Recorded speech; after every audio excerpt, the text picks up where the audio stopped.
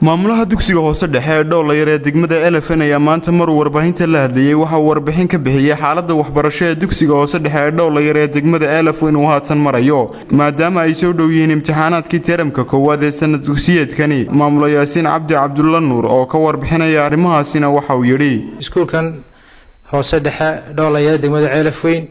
waa dugsi bilaabmay ama la dhisay 1950kii waa iskuul ay ka baxeen dadka madaxka maanta Somaliland madaxka ama horan uga hadarna ka waa dugsi soo jireen runtii oo inta processkii waxbarasho ay soconayeen oo aan kala goyn markii maraaxishii kala go'ay wadanka ka dhacay dhibaatadii dagaalkii Soomaaliya wadanka ka dhacay dugsigu sida dalka looga qaxay baa looga baxay dabeedna waxa lagu bilaabay wuu dumay waxa lagu bilaabay gidaar baa lagu bilaabay waxa lagu bilaabay geed hoosti baa lagu bilaabay processkaas waa socday afar class baa loo dhisay ma sha Allah maanta dugsi wanaagsan oo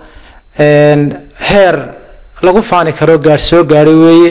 macallimiin baa ka shaqeyn jirtay mutadawacnimo ugu shaqeynaysay oo isxil qaamay markii hore markii dambena maanta guushan iyo nidaamkan dawliga ah soo gaaray dugsiga dabeedna wuu kobcay markuu kobcay ardaydii way kobcday macallimiintii way kobcday mushaar macallimiintii heleen ardayda numberkoodii aad iyo aad buu kordhay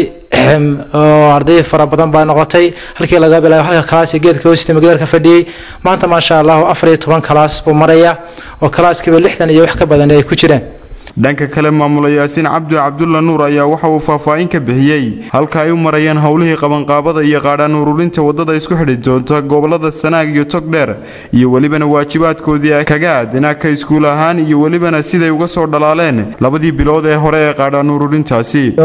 wasiiradiisa iyo jamhuuriyadda Soomaaliland dadka degan oo dhami waa arrin ay ku dhiiradeen kana qayb qaateen anaguna saas oo kale qayb mugle arday ka soo Soomaaliland u saxiix xadhiitana hal darba lagu qoray halka dollar degmada Elephant si fiican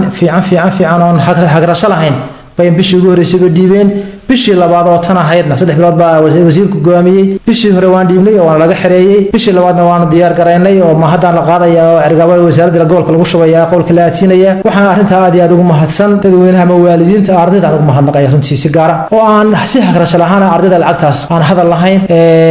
dudma lahayn